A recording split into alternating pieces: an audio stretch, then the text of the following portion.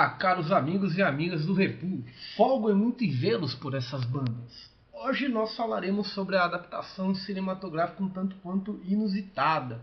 Sim, ela mesma, a obra O Descobrimento do Brasil, que foi filmada em 1936 pelo cineasta Humberto Mauro, aquele cineasta que vocês que nos acompanham aí já viram uma postagem sobre ele segunda-feira no Instagram. Bem, no caso a gente fala aí da obra O Descobrimento do Brasil, que nada mais nada menos é uma adaptação da Carta do Pero Vaz de Caminha, né? E tem uma história um tanto quanto curiosa. Para a gente entender aí o que aconteceu nessa questão da filmagem do Descobrimento do Brasil, a gente tem que lembrar um pouco do contexto histórico do nosso país na época, né? A gente está falando aí mais ou menos da década de 1930, quando, né, em 1930, no ano exato, Getúlio Vargas ele assumiu o poder aqui no Brasil através de um golpe que alguns historiadores também chamam de revolução. Não vou entrar no pormenor dessas nomenclaturas, né, mas o que interessa é que o Vargas, desde quando ele assumiu o poder, ele passava por problemas, né, passou por diversos problemas políticos que foram causados aí por vários fatores, inclusive por questões ideológicas, né, que envolviam não só o Brasil, mas como também o mundo todo. Aí só para a gente ter uma ideia, em 1932 houve uma tentativa de golpe, né, de tirar o Getúlio do poder e criar uma nova constituição aí para o Brasil, a chamada Revolução de 1932, onde os paulistas eles pegaram em armas, né, e foram ao combate contra o exército brasileiro, né? Aí depois, em 1934, a gente vai ter a outorgação de uma constituição, certo?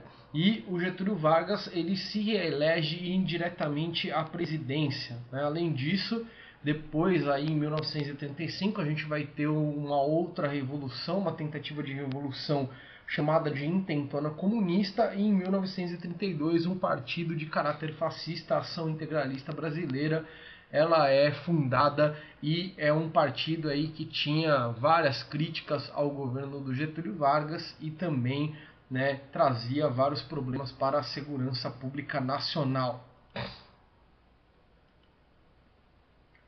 Bem, nesse cenário de desavenças, então, o Getúlio Vargas ele dá um novo golpe em 1937, com base numa farsa radialística chamada o Plano Cohen, né, e toma o poder novamente, instaurando aqui no Brasil uma ditadura com a desculpa de assegurar que não houvessem golpes ou revoluções no nosso país.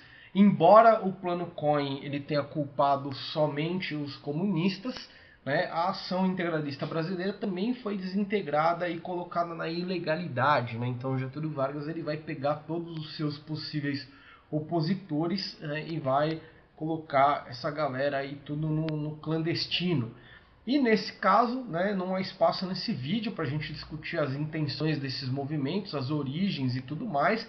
É só um resumo para vocês entenderem, né, que o que interessa aqui para a gente é o governo, né, se dava aí com um país que estava politicamente dividido. Bem, em 1937, então, em pleno vigor do recém-fundado Estado Novo, o Getúlio Vargas ele vai criar o Instituto Nacional de Cinema Educacional, de Cinema Educativo, né, o INSE.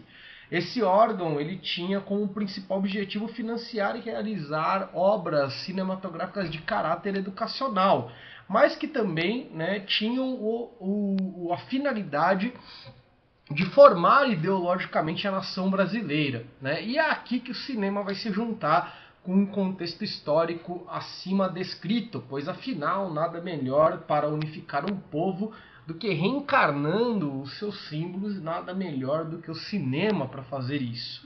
Portanto, a obra O Descobrimento do Brasil ela é recheada de curiosidades que vão nessa direcionamento, né, dessa reunificação ideológica do Brasil.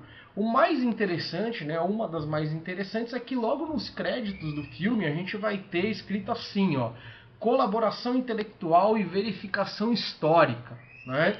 E as pessoas que participam dessa parte aí, né, que fazem essa parte da produção, são nada mais, nada menos do que o historiador e fundador do Museu Paulista, também conhecido como Museu do Ipiranga, Afonso de Tauny, né? A gente vai ter também o Roquete Pinto, que era um médico e antropólogo a favor das ideias eugenistas, que são aquelas ideias que falam que as raças elas estão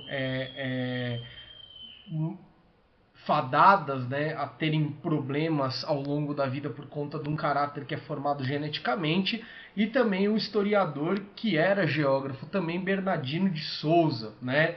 Esses três, eles também defendiam, né, eles têm em comum a defesa de uma história heróica e integradora do Brasil. Por conta justamente dessa questão, o Eduardo Moretin, que escreve esse livro aqui, Humberto Mauro, Cinema e História, e a gente vai ver aqui que na capa do livro ele vai ter, né, a capa do filme Descobrimento do Brasil como destaque, né? Ele não fala só desse filme, mas ele fala de outros também, mas ele vai destacar esse daí.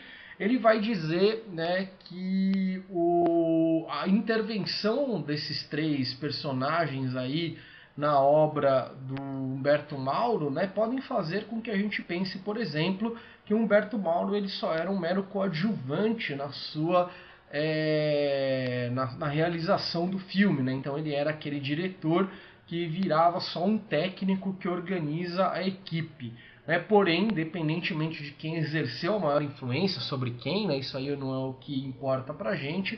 A gente tem que ressaltar, né, que essa obra aí, ela traz uma adaptação da carta do Pero Vaz de Caminha, e ela ressalta principalmente os valores da amizade e da união, né, que era promovida por portugueses e por indígenas no nosso território, mostrando que as desavenças por interesses políticos que a gente está vendo nesse período aí, ela é uma exceção e não uma regra no Brasil. Outra característica marcante nessa obra, né, é que é dada uma ênfase às relações de colaboração entre indígenas e portugueses, principalmente através do trabalho, mas também, né, nas horas de folga, onde eles se divertem juntos, né, cada um trazendo características aí da cultura do seu país. Então a gente tem que entender, né, nesse caso, que isso aí acontece toda vez, né? Toda vez que um diretor ele faz um filme histórico, né, ele se propõe a fazer um filme histórico, principalmente quando se trata de um filme histórico que trata de um passado longínquo, né? Ou seja, não é um filme do passado recente, né?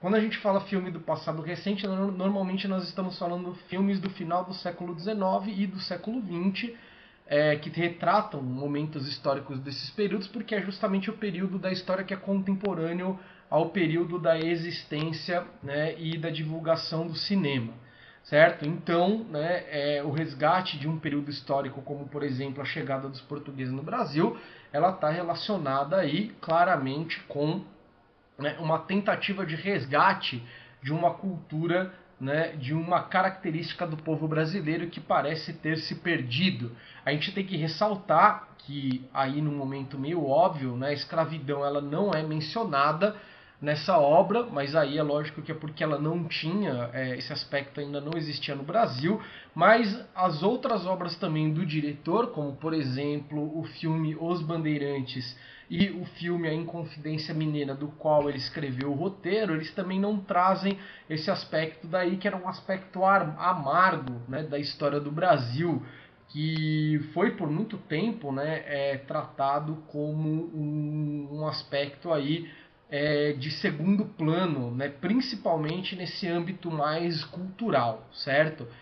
Claro, para as elites, né, os governantes do Brasil, né? O filme, o link para assistir o filme O Descobrimento do Brasil, ele está aí na nossa descrição, assim como também, né, os links para vocês baixarem a Carta do Pero Vaz de Caminha, o link do livro do Eduardo Moretin na Amazon e também o link para vocês baixarem as outras duas correspondências que existem sobre relatos da chegada dos portugueses aqui no Brasil, que é a relação do piloto anônimo e também a carta do mestre João Farás, o astrônomo que acompanhava a esquadra do Pedro Álvares Cabral e foi o primeiro relato, né, da organização do céu brasileiro, da organização astronômica.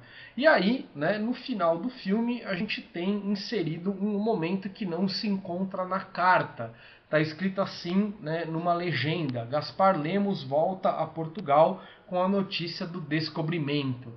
Porém, os detalhes do próprio documento, aí, da própria carta do Pero Vaz de Caminha, elas mostram que o encontro das terras já estava dado, uma vez que fora assinada a posse dessa terra no Tratado de Tordesilhas em 1494, e as próprias palavras do Pero Vaz de Caminha, que a todo momento ressaltam que os portugueses eles sabem muito bem para onde eles estão indo.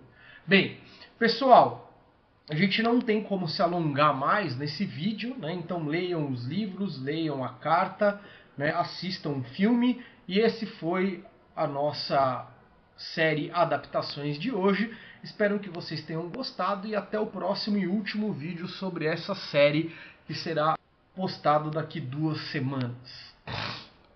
Muito obrigado e tchau!